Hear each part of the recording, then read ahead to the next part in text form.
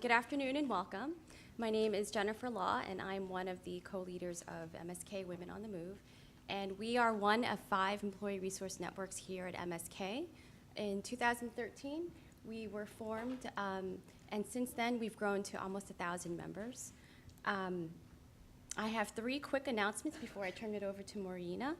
The first is we'd love to thank the Program for Women Faculty Affairs for sponsoring the networking refreshments afterwards. So please join us in the atrium and we'll have some light refreshments. Second, Staff Appreciation Week is less than 2 weeks away. So please join us for the more than 30 events that we have planned for Staff Appreciation Week, including the All ERN Mixer, which is on Monday, July 10th from 4 to 6 right here in the Zuckerman Atrium. My last announcement is Women on the Move is organizing our first walk, and we are going to benefit the Breast Examination Center of Harlem, so we call it the Beach Walk. Although it's not a walk on the beach, it is a 5K down in Battery Park City. So that's scheduled for Sunday, October 8th, and we have a limited number of participants, so we'll be sending out some more information on that. So I'm going to hand it over to Morena. She is my fellow co-leader for Women on the Move. Thank you. Hi everyone, I'm excited to see you all today and for this presentation. It's my pleasure to introduce our speaker, the Gravitas Guru and Principal of Riley Mayer Consulting. She wears many hats. She's an advisor, a coach, educator, and speaker serving large corporations, private firms, and individual executives. She helps leaders elevate presence, enhance communication, and become more sophisticated at managing their relationships and reputations. Currently, she's a senior fellow at the Logos Institute for Crisis Management and Executive Leadership. She's also an instructor at Barnard College's Athena Center for Women's Leadership, a lecturer at Harvard Business School, a frequent presenter at Columbia University MBA programs. She has served as a coach for the NYU Stern Business School and was an adjunct professor of marketing and management at NYU for more than 20 years. Some of her signature presentations, which you can find clips on YouTube, are Getting into Gravitas, Persuasive Presentation, Natural Networking, and the 7 Ops of Successful Leadership. And here are a few more interesting facts about her. She has completed 3 New York City marathons. She performs in cabaret programs with the 92nd Street Y and with the Philharmonium, New York City's not-for-profit women choir representing 3 generations of choral singers. She was recently appointed Executive Press and Correspondent for the Glass Hammer, an online community designed for women executives in financial services, law, and business. She is quoted regularly in executive resource articles in the Wall Street Journal. So please join me in welcoming Riley Mayer. Thank you both. So glad to be here. Thank you, Jen and Mariana. And I sound so exciting, don't I? I hope I don't disappoint you. It is a real pleasure to be here as a professional partner to Memorial Sloan Kettering today. I can thank all of you for providing excellent care to many friends, clients, and colleagues over the years, but how wonderful today to be with you on another topic and with another focus, communication, especially gender communication and decoding the gender dialects, bridging the gap. And I'm delighted that we have some gentlemen here around the room, and Ned and George, I'm going to rely on all of you to keep me honest. Let me start with a quick disclaimer. Even though we're talking about gender communication in terms of style and behavioral tendencies, it has nothing to do with sexuality And there's a spectrum for every aspect and in every aspect of life. So whether you're male, female, or any other LGBT category, these tendencies, these traits, these typical styles can apply to any one of us. And some of us skew more female, which I'll use as a category, or male. You can decide after this presentation whether I skew more male or female, although I identify as female. But again, what I'm going to talk about today are categories of behavior, typical styles, and some historical and biological factors as well. So please feel free to comment, to debate, to join the discussion. We're going to make this participatory, and we do have microphones for questions at the close of what will be about an hour presentation. And I look forward to exploring some topics that are not always openly discussed. And this is a safe and progressive network, I've been told. So we're going to have an interesting conversation, I hope, today. So,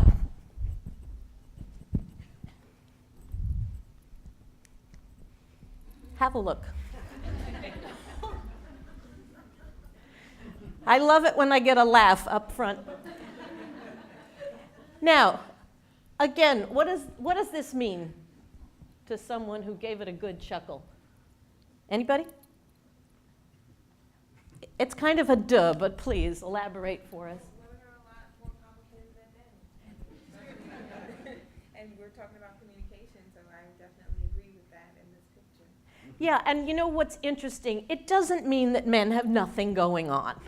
However, men tend, and you know, again, disclaimer, it doesn't mean all men or every man, but men tend to be more focused, more single track. There's actually been studies done, and I don't need a second illustration because this basically represents what I'm about to tell you, that when a man or a woman is relaxed, say watching television or flipping through non-complicated reading, for instance, the male brain has one or two, maybe a handful of centers lit up going on, okay? So maybe the man is sitting there, and I'll be really cliched, watching sports, and he's thinking, maybe I'll have a sandwich. That's about what's going on. Women typically have so much happening, so many things lighting up in the brain. It's like a package of frozen peas. There are dots everywhere. Should I do the laundry? Did I buy the baby shower gift, right? We often have multiple tracks going on at once. And sometimes that can be distracting. And by the way, nothing I say today is to suggest that there's a superior style, that men are better, women are worse, or vice versa. But we do tend to orient differently in biological, sociological, and habitual ways. So there you have it. That really says it all, and we could stop here, but there's more. All right, we're going to talk about decoding these dialects, bridging the gap, which I really describe as broadening our portfolios. When we better understand how other audiences think and communicate, we educate ourselves, we inform ourselves, and we prepare ourselves to better engage with different audiences. So, whether it's Adam and Eve, Anthony and Cleopatra, or Jay-Z and Beyonce, we do have some differences that can be very obvious. And I do love Liz Taylor and Richard Burton in their respective costumes. What can I say? They were an interesting couple. So we're going to consider three things today. One, that these communication styles do exist, that there are typical tendencies, and that the best practice, approach, and opportunity is to blend those opposite sex behaviors. So if you can be flexible in terms of whatever your natural style is versus the other team, so to speak, you can be that much more effective in work and in personal life, and self-awareness is really the key. So, as I said, these styles are rooted in biology, sociology, and history to some degree. They're evident in our verbal and nonverbal communications, and they can, unfortunately, result in labeling, for better or worse. So this is an interesting study. The Athena Doctrine which was published about 2 years ago, polled a variety of economic groups, age groups, gender orientations.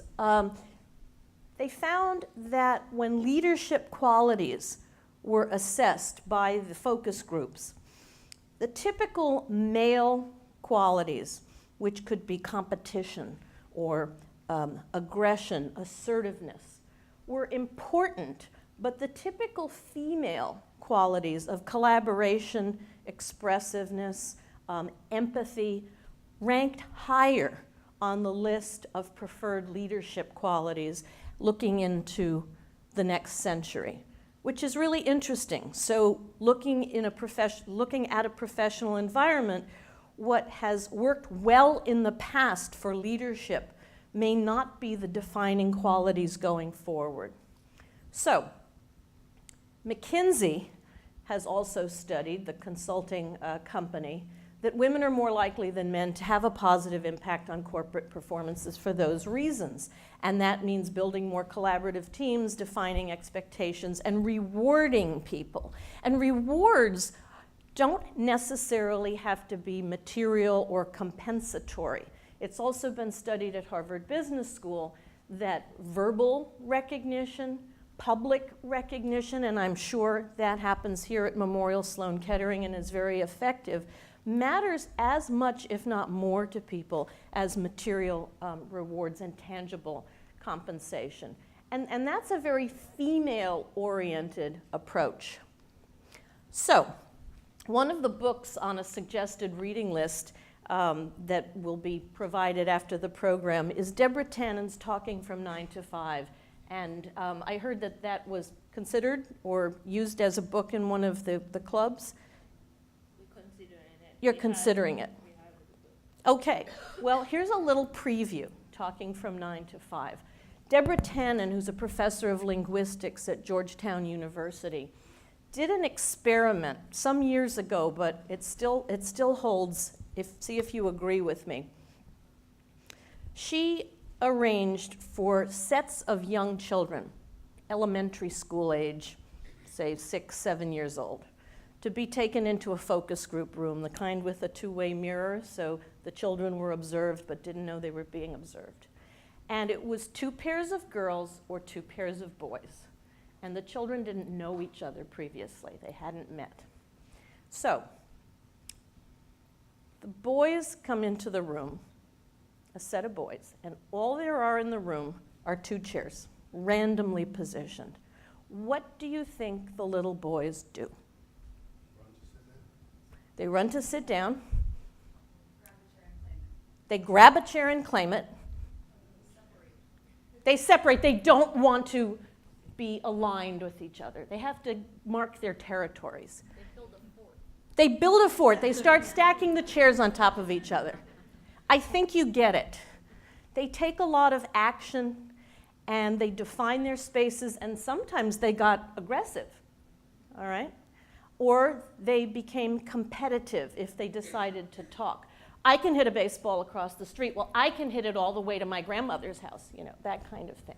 That's what they saw over and over again with these young children. 2 girls go in the room, don't know each other. There are 2 chairs randomly positioned. What happens? They connect and talk. They face each other. They turn the chairs so that they're in contact. And what might they talk about? Their dolls. I have a Barbie. Do you have a Barbie? Someone once asked my daughter at the same age, they had met, of course. I was walking these 2 little girls home, and it was preschool time. And my daughter's friend said, I have a lot of Barbies. Do you have a lot of Barbies? And my daughter said, no, but I have a lot of underpants. And I thought that was the best comeback to the question, do you have a lot of Barbies? But yes, absolutely, the little girls connected. And they did this experiment over and over and over with many, many sets of children. What's interesting is these kind of behaviors continue throughout our adult lives. It may not be about Barbies or building forts, but some of these behaviors are rooted and stay present. And when we think about, again, history, You know, there was the cave period where the men were out hunting and the women were doing their best to make homes or manage children. And there are some biological imperatives that still hold. We also are very, very recent in terms of a female presence in the professional world. It's only in the last 50 years that women have had opportunities in the military and in sports, obviously, Title IX, and our careers have expanded beyond the more traditional caretaking careers.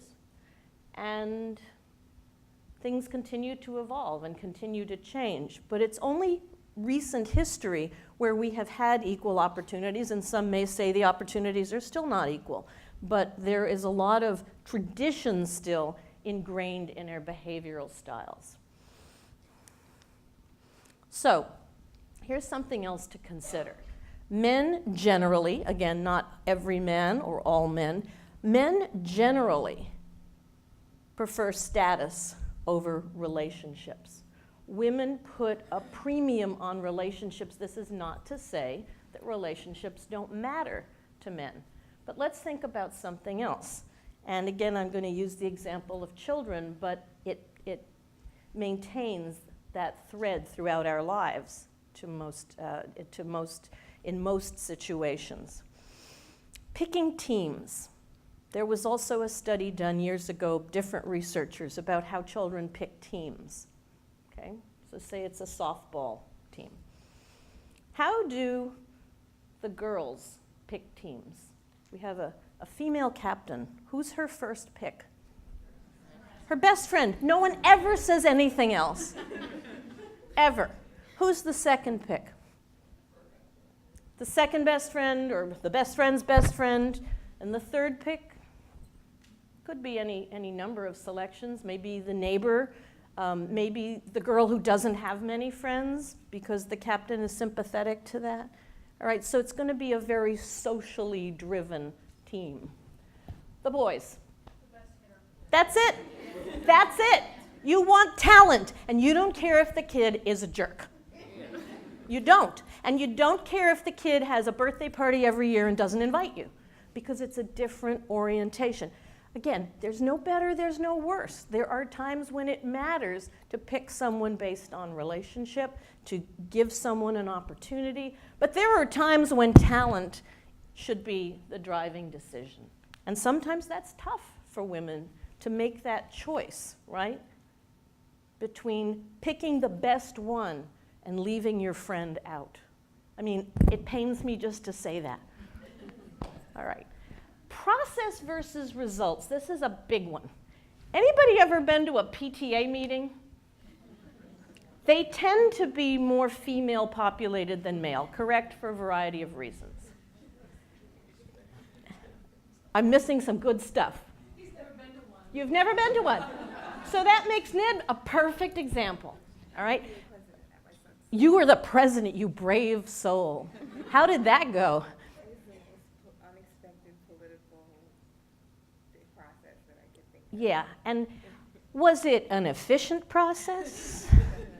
Definitely not. I remember my daughter grew up in public schools here. She's now in college at the University of Vermont. And I remember going to these meetings, and there were one or two guys, usually, and the meetings were maybe 20 people maximum. And everybody had to have a turn. Everybody had to have a say. Everybody's opinion was valued and honored.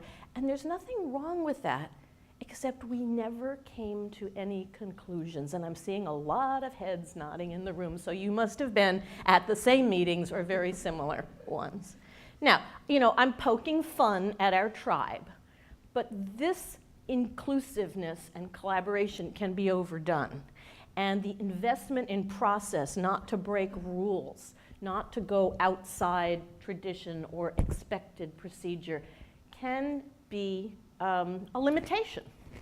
Whereas men in general, and this may be the historical orientation in sports or in the military, because certainly more men have served in the military than women, more men continued to play competitive sports growing up. They want results. They want action.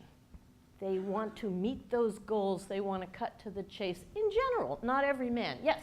So I'm thinking of your Parents Association example. Yep. Unfortunately, I did 2 schools for about 10 years. I'm so sorry. Yeah. but as I'm thinking about what you're saying, although Yeah. predominantly female, Yes. I think it had more to do with the status of the people in the room. Okay. Because as parents of children in the school, there was no power imbalance. They're all equal. Yes. Therefore entitled to an equal voice. Yes. So, whether I was a female in charge or a male in charge, Right. it's like, get the hell out of the room, you're an idiot. I couldn't do that. Right. Because they all had a right to be at the table, equal status. Mm-hmm. In a corporate setting, Right. that could be a very different thing. So regardless of who's leading the group, different people might, by position or experience, Right. have a bigger seat at the table. Yes. So the results thing is skewed in a different way. Yes, I absolutely agree. And there is a kind of built-in equal opportunity, public service. Although I will suggest, counterpoint, that if you are the president or the facilitator of the meeting, you do have rights and privileges to either limit the conversation, ask for a vote, table the discussion, and I'm sure you did those things. But yes, I mean, the school example is unique, but what I love about that is everybody has to have a turn. And to your point, that should not always be the operating procedure in a professional environment. Although, if there are people who do not speak up, and I know that Marina has a question about this, or someone from remotely, Jen said there's a question that we'll answer at the end if we don't before that.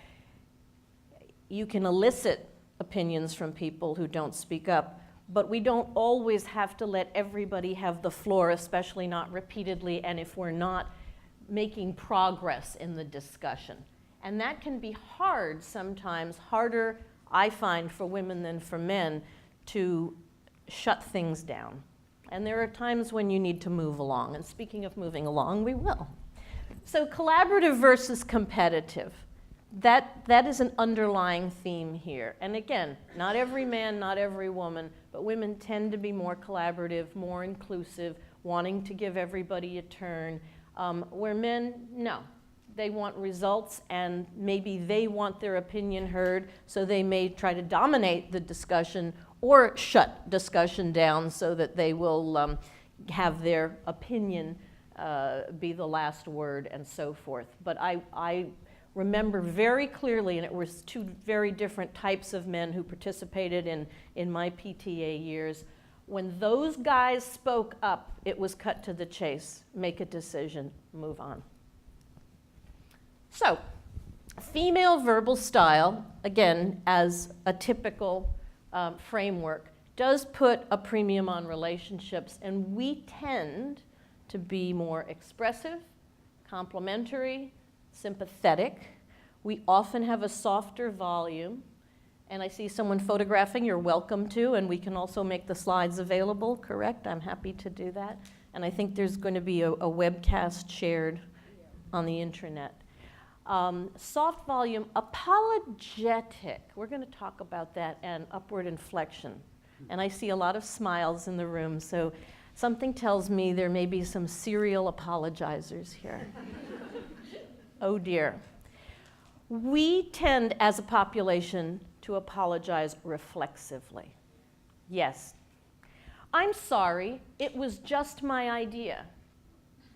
And what I love is people trying to exit the bus or subway saying, I'm sorry, as they work towards the door. Why are they sorry for getting off at their stop?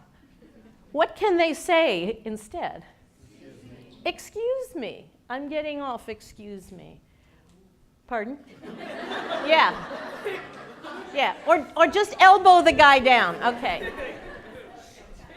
We apologize. So most of us, not all of us, but many women, I shouldn't say most, but many women apologize constantly. There's a very funny video from Pantene. We're going to see another video, but Pantene, the hair products company, has one called Sorry Not Sorry. Anybody seen that? It's easily findable online. And it's about how women preface, and I call these diminishing disclaimers. There's a lot of language that's weak, and it is disadvantageous. I think, I just, I only, I'm sorry. Now, why do you need to apologize for something you haven't even said yet? And one of the examples in the video is a woman knocking on what must be her boss's door, and she says, I'm sorry, do you have a minute? And I'm thinking, did she do something wrong? What is the apology for in this situation? And then the video shows an after version when she just knocks on the door and says, do you have a minute? And some of us don't realize how often we do that. And I actually have a friend who apologizes constantly, and I finally said to her, I love you, but I can't stand the sorry anymore. Please stop. Please stop. She's doing her best. You know, it's a process. It's a process. There should be self-help groups for this. So beware of apologizing when there's no sorry necessary. By the way, there's a difference between I apologize and I'm sorry. And people tend to use I apologize very consciously. I'm sorry can be very reflexive. What's the difference? Are you aware of that? Because that's important to recognize. Because if you really want to be accountable for something, you can say, I apologize. I didn't intend to cut you off today, hurt your feelings, steal your lunch, whatever it is. But I'm sorry has an emotional tone to it. That's why we say I'm sorry when offering condolences, for instance. So if you are sorry, then be sorry and be genuine about it. But watch out for using I'm sorry as filler and as a substitute for excuse me or something else. Now, if you spill coffee on someone, you can say you're sorry. But don't be sorry for existing. Upward inflection. What's upward inflection? When you talk like this, and it's always a question, and there's a swinging sing-song at the end of the sentence. I'm Raleigh Mayer, and I'm an expert in communications, and it was really nice to meet you. Ned? George. Or Ned. Well, I'm glad I asked the question. I got it answered. Beware of upward inflection. And it's a very female tendency. It's not that men never do it. And by the way, men from Australia do it. And yes, they do, because it's built into their dialect. And younger men are starting to do it more. But women do it consistently. And why do you think we do that? I'm really happy to be here. A little louder, please. We're unsure of ourselves. We're not sure whether we should say anything at all. Exactly. We're doubting our very existence. So I say, if you're going to make a statement, a remark, or most importantly, state your name, women who introduce themselves, I'm Raleigh Mayer, really scare me. Because if they don't know who they are, I can't help them. So, declarative. And the way to cure yourself of upward inflection, first of all, tape record yourself or ask a friend or colleague to notify you if they hear that, number one. Because we're not all aware that we have these verbal habits and tonal habits. And by the way, very quickly, the way we make impressions and the way judgments and assessments are made about us in new situations, when we're presenting to a group, when we're meeting someone for the first time, 55% of the impressions we make are based on one thing. Do you know what that is?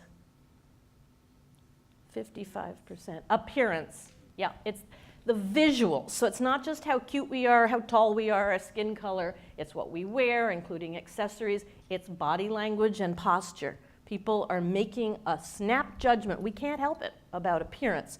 But then 35% of the way we're judged and the way we're forming impressions has to do with something else, something quite different from appearance. Any ideas? The voice. But the tone of the voice, the tonals, the pitch, how engaging the voice is, how enthusiastic. I just gave a program yesterday to a financial corporation, and it was a more modest group of people. I'm delighted that, you know, this is a rock star turnout today, but it was a smaller group, and I asked everybody to introduce themselves initially. And as people tend to do, and they were seated at a table, they could have stood up. They kind of slouched and said, you know, I'm Raleigh Mayer and I'm a communications expert. And I asked them to grade themselves on their introductions. And they were pretty honest, and they said bad, you know, maybe C minus. And I said, you know, it's not only that you never know when you're auditioning for an opportunity. We're always marketing ourselves. You could have a career-defining moment at any time and not realize that you were being observed or judged. So I had them do it again and had them do it sitting up and using gestures, smiling. Totally changed the tone of their voices, and they recognized that the way they talked about themselves had really denigrated what they did for this company. It made it sound like they hated their work. So tone of voice is huge, huge. And oh, gee, we had 55 and 35, so math majors, we have 10% left. What's the 10% left for in impression making? Content, what you say, the language and the meaning. And it's not to suggest that content matters minimally. Of course, it's critical. But if your content isn't packaged effectively, and by the way, I'm talking about an in-person or a video delivery or connection, if your content isn't packaged effectively, then you may not be memorable, you may not be marketable, and you may lose or miss out on a career-defining opportunity. So keep that in mind, that the packaging matters and tonals are very important. It's just, there's all this pressure, you know? And sometimes it feels like it's right up on me, and I can just feel it, like literally feel it in my head, and it's relentless. And I don't know if it's gonna stop. I mean, that's the thing that scares me the most, is that I don't know if it's ever gonna stop. Yeah. You do have a nail in your head. It is not about the nail. Are you sure? Because, I mean, I'll bet if we got that out of there. Stop trying to fix it. No, I'm not trying to fix it. I'm just pointing out that maybe the nail is causing. You always do this. You always try to fix things when what I really need is for you to just listen. See, I don't think that is what you need. I think what you need is to get the nail See, out. you're not even listening now. Okay, fine. I will listen. Fine. It's just, sometimes it's like, there's this achy, I don't know what it is. I'm not sleeping very well at all, and all my sweaters are snagged, like all of them. That sounds really hard. Thank you. Ow! Come on, if you would just. Don't. Wow, that's the best response I've ever gotten to that video, probably because it was shown to a medical community. But a classic, right? She wants the sympathy and the understanding, and he wants to solve the effing problem. And it's a pretty obvious problem that I'm sure could be fixed quickly in this hospital, but she wants no part in progress. Okay, so sometimes our styles put a priority and an emphasis on modesty, even though we are now in, I believe, the 21st century. And we should be able to establish our space. I'm sure all of you saw the press about manspreading, the way some gentlemen use space in the subways. I would demonstrate it for you now, but I'm wearing a skirt and I'm on video. But that's something women don't do, correct? In fact, we tend to take up as small a space as possible. That can be polite and practical when you're riding public transportation. However, when you arrive at a meeting Do you want to minimize yourself and tiptoe into the room and act as though you'd rather not be seen or visible? I say thee nay. So you want to learn to establish your space, especially if you're presenting, whether that's seated and speaking up at a meeting or standing in something more formal. You also want to stride when you walk and not mince or tiptoe or shrink, especially when you're entering a meeting or another high-stakes situation where you never know, again, when the attention is on you and what that attention could mean. We also tend to really minimize and restrict our gestures. It's funny, I'm going to put this here. If I lose it, please remind me.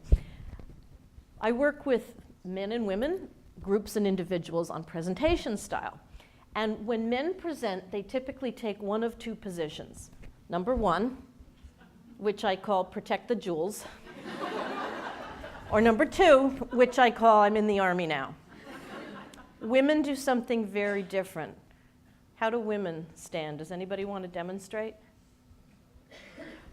We often cross our arms. Yep. Anybody else?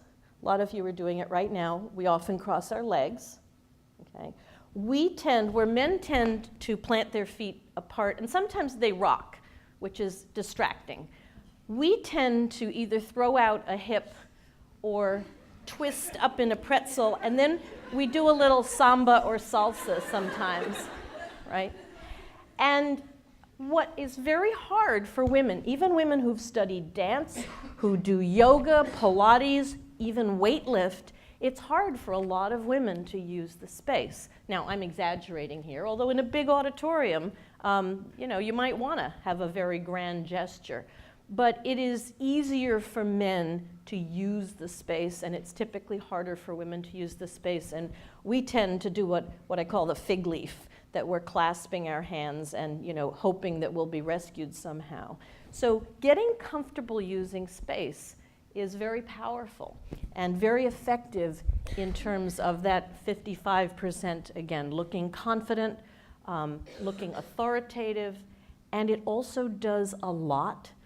Believe it or not, they've studied at Harvard, again, that when you gesture deliberately, because the motor neurons, and many of you know more about this than I do, are next door neighbors to those that fire up language and thought. So when you activate the movement centers of the brain with deliberate behavior, not fidgeting. And by the way, if you play with something, and it's dangerous to play with this, obviously, or a magic marker, but when you click a pen, when you twist your ring, when you twirl your hair, that's not intentional gesture, so that will do nothing to help shape your ideas and your expression. But when you gesture with intent, and the gestures in and of themselves don't matter, they're not choreography, but when you use fluid gesture in a commanding way, it will help shape what you're thinking and what you're saying, which is very powerful. Beware of signals of agreement when you're not ready to agree, and that's that bobblehead sort of nodding that some of us do. You don't do that, do you? Not anymore. It's sometimes called the therapeutic nod. Do we have any therapists here? I hope we do. I'll probably need one by the end of the program. The therapeutic nod, encouraging, go on, I'm listening. Beware of nodding reflexively, because that may signal agreement before you've heard what someone is saying, before you know if you do agree, before you may be in a position to encourage whatever they're proposing. And smiling is a good thing in general, unless it's, again, a broad smile when you don't like what you're hearing. We're going to cut the budget by 20%, and, there's sometimes bad news that you don't want to be smiling and signaling joy for. So here's the problem. And again, it's based on stereotypical labeling, but it exists.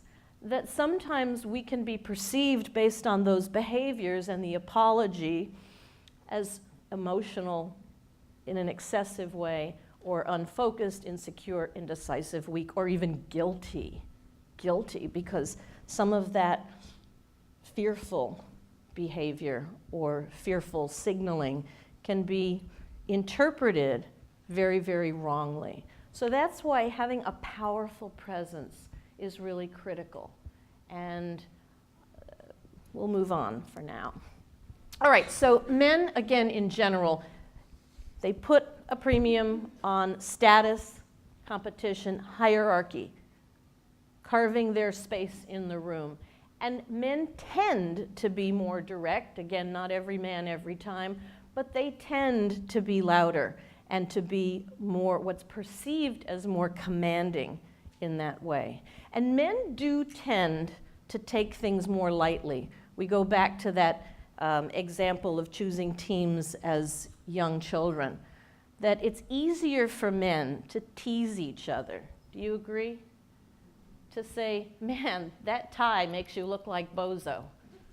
Now, what happens if you say that to a man, and typically men talk like that to each other? Women don't. You might get teased back. You might get teased back. Oh, really? Well, those socks are straight out of Saturday Night Live. Okay.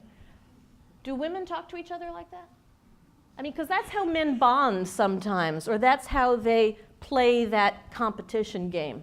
How do women talk to each other? A little louder? I like your shoes, and I love your sweater. And that's what we do. We reciprocate in a positive, polite way. It is very hard, by the way, for women to tell each other the truth. If you ask, how did my presentation go? And let's say it didn't go so well. What's a woman going to say? Fine, the 4-letter F word, which is worse than the other one you're familiar with. Really. When things are fine, they are not good. Let me be the first to tell you. So, when you really want feedback from a woman, you need to give her permission, because it's very hard for us in a social, colloquial way to critique each other. I mean, we're willing to say, perhaps your label is sticking out of your dress. But if we ask someone, what do you think of this outfit? Even if it's hideous, they're not likely to tell you.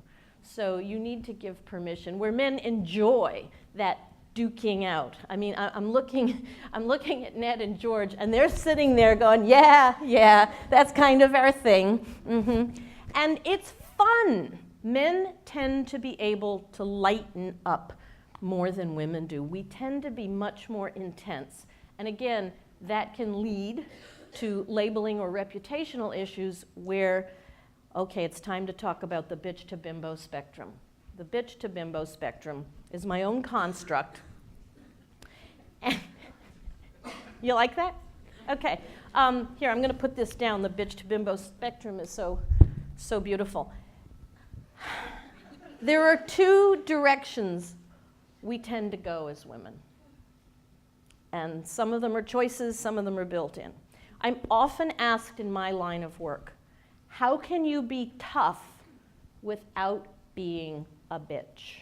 And this is like the question that came up. What was that beautifully constructed question? It was so literary. I think it's time to answer it. Our studio audience. The one question that we had from webcasters was, how do you shine without dimming others' light? Right, because as women, we don't want to hurt anybody as we advance. We don't want to hurt anybody, and I appreciate that, because as a good leader, you want to bring other people with you and support other people and elevate other people. So the bitch to bimbo spectrum. The bimbo.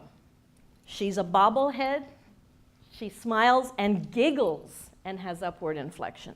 And she's not taken very seriously. And she may also show too much skin, wear too short a skirt, and that whole thing. The bitch. She has no sense of humor, no heart, and no humanity. She is all tough all the time. She is harsh and demanding and unsympathetic. In the middle, we have the businesswoman, the professional, who can smile, who can laugh, who can support, who can collaborate when it's productive collaboration, who's inclusive. But she does have some social boundaries, and she doesn't agree with everything, say yes to everything. And she certainly doesn't have upward inflection. When she makes a statement, it's declarative. And by the way, anybody who has trouble with upward inflection, I meant to say earlier, give extra emphasis to the last syllable you say. That will help you be more declarative and taken more seriously. So that's the spectrum. And it is not so hard to be in the middle. You're a human being in the middle. And you don't want to be on either extreme. Neither of them are career-making options. So, the male style, territory, visibility. And that's why men tend to take up more space. They're less afraid of direct gaze or neutral listening without the bobblehead. And the forceful gesture. I mean, it comes naturally to some men to really emphasize not only with tonals, but with visuals and the physical use of space and even gesture. For those of you who remember history with Khrushchev taking off his shoe and banging on the table at the UN, I mean, classic. Can you imagine, I'm thinking of all the female leaders in position today, Theresa May taking off her shoe and banging it on the table. I mean, there is something identifiably Russian about it, and I'm a quarter Russian, so I can relate, but I've never taken off my shoes. I've taken off my shoes to climb on tables and demonstrate things, but I've never banged one for emphasis. Maybe my time will come. But this is, again, another reason why men sometimes get more attention in the room. Does anybody ever feel that they're talked over? Yeah. And I have two things to say about that. Number one, it's because to some degree, men are more comfortable speaking up, interrupting, and having their say. But we tend to be less willing to take the floor. And we may be talking softly. We may be whispering our ideas to the person next to us rather than putting them out in the room. And when we are interrupted, some of us give up rather than speaking up, standing up, saying, "Let me finish, please." You can be polite and assertive. And by the way, do any of you ever inhibit your contributions because you're not sure that what you're going to say is relevant, or it might not be popular, or it might not be right? That's happened to some of you.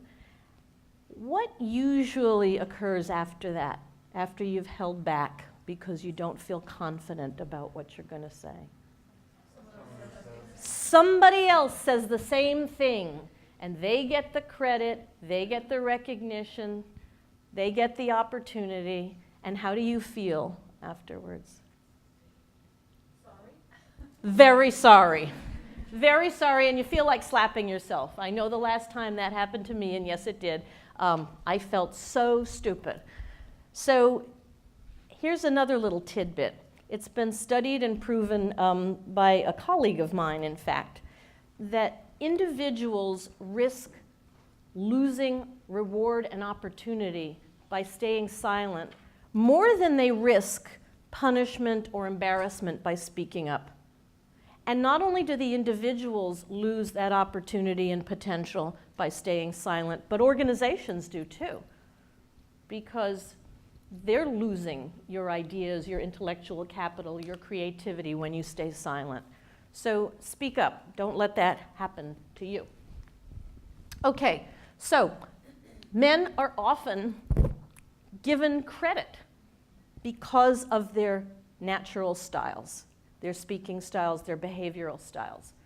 And again, it has a lot to do with confidence and decisiveness and perceived credibility, because men tend to be more willing to simply state an opinion and make things up if they need to, estimate, right? And women, how many of you would call yourselves perfectionists? Are there any sufferers in the room? Oh, the hands are going up now. So this is a real syndrome. And here's the problem with being a perfectionist. You don't allow yourself to contribute unless you are very secure in your message. And believe me, I don't think I've ever met a man who identifies as a perfectionist. There must be some out there, but if you find them, introduce me, because I've never met one. Okay, so here's what to do. You want to leverage all your relationships and experiment with behaviors and observe how other people, male and female, behave, and see what you can borrow, whether it's from an opposite sex or gender or your own colleagues and cohorts, and see what's effective and what's not effective, and learn from those examples and observations. And don't let yourself fall into patterns just because they're on a gender divide, or because that's what you've always done, or that's what you think you should do, because there's a lot of room for experimentation. And sometimes I'm asked, well, what if people notice? And how do I answer that question? Good. Then you're on the right track. Say thank you when they notice. Ah, look at that. We're at the end. So let me invite questions. We have a couple of microphones. Be delighted to answer or explore any thoughts you have. Please. And feel free. Probably don't need a microphone. All right, and I'll elaborate if we do. Thank you. In addition to the upward inflection, Mm-hmm. I didn't hear you speak about verbal pride, which is a Ah. phenomenon with young women. Yes. I'm on the phone often Yes. with various people, and it's something that I hear more and more Yes. with young women. Yes. It's as if their voice is crumbling. Yeah. Verbal fry. I believe that started with the Kardashians. I don't know if I can give them full blame or credit, but that's my understanding. Would you like to demonstrate verbal fry? It's actually hard for me. It's very hard, and it's very bad for the vocal cords. I really can't. Well, it's like, It's the voice getting stuck in the throat, yes. in the larynx probably, and it is not attractive to listen to. It is not powerful, and it's really problematic. I think the Valley Girl is a close cousin of that, which is the, do you have any smoothies? Like, I really could use some juice right now. The verbal fry is even lower, deeper, and more stuck. And I don't know how to answer your question, only I'm in mourning for the female voice. And unfortunately, a lot of popular culture glamorizes that style, and believe me, it's not a powerful way to communicate. So if you can mentor any young women that you engage with, and again, if and when the opportunity arises, to point out that it's not going to elevate their careers. And it's really bad for your vocals. Yeah. Anyone else? Yes. That's great. I have a question. Some women, some people in general tend to say, I'm not really sure if this is a good idea, but. Yes. And you sabotage. And then you're already, you've thought to yourself, it's not a good idea. I'm not there with you. And, Right. you know, as opposed to not saying, Mm-hmm. you sabotage it, and now the next person can't come in and steal your idea. Yep. So is that more female or is It's that? very female. And it's what I call the diminishing disclaimer. It's very similar to I'm sorry, or this is just an idea, but you may have thought of this before. There are literally hundreds of versions, and they're all bad. You want to say, I recommend, our research shows. We have some data on that. There's no reason to do the disclaimer, but again, it has to do with lack of confidence and a tinge of perfectionism, because we may think that by putting that disclaimer in, we're protecting ourselves if someone challenges what we say. Let them challenge what we say, right? Yeah. Yes? Is that a question? Yes, upstairs.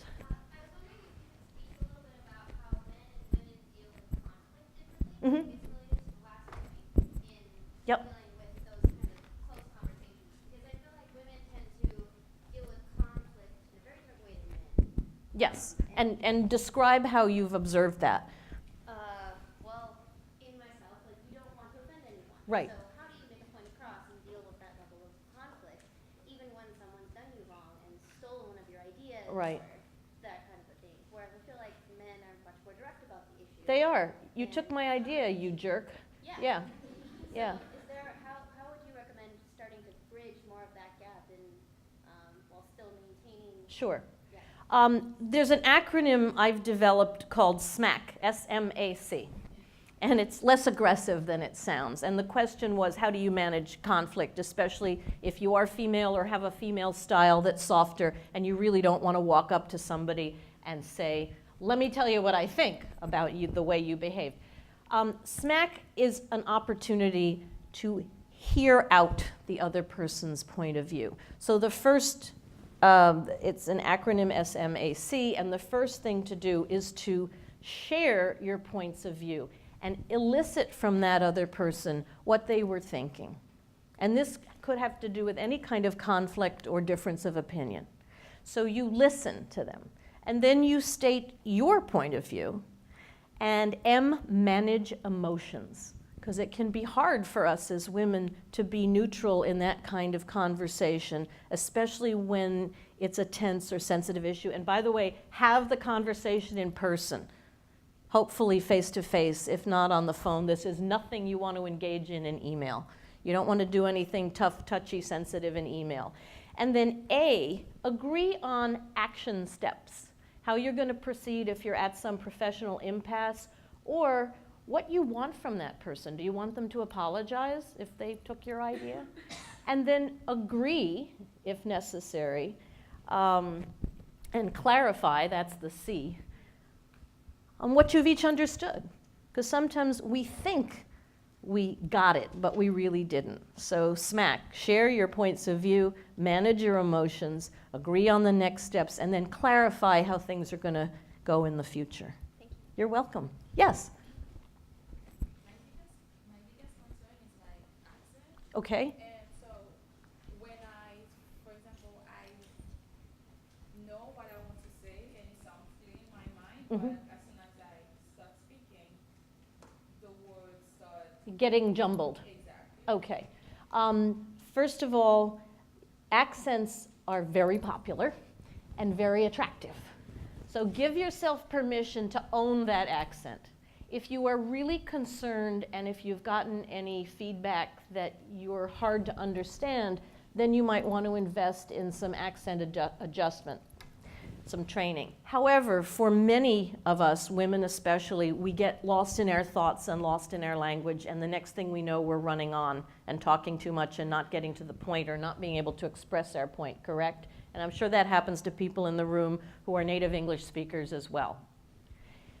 I say use the Post-it method. Either a real Post-it, which is helpful if you're on the phone or making a call. Just put down a quick phrase of what you want to say. A phrase. We're spending too much this quarter. That's it. And then, without saying, I'm sorry, this is just my point of view, but say, we're spending too much this quarter. I think we're exceeding our budget. That's it. And then let the room react. They may ask you questions. They may start to engage in their side of the discussion. But sometimes we want to put an essay together. And that's way too much content to manage and deliver, especially if you have an anxiety about your speaking style. But I say, own it and limit your message. Okay?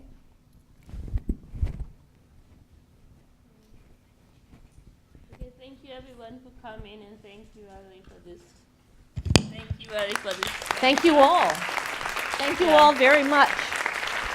Please join us outside. You can answer more questions, and we're having a kind of a refreshment after.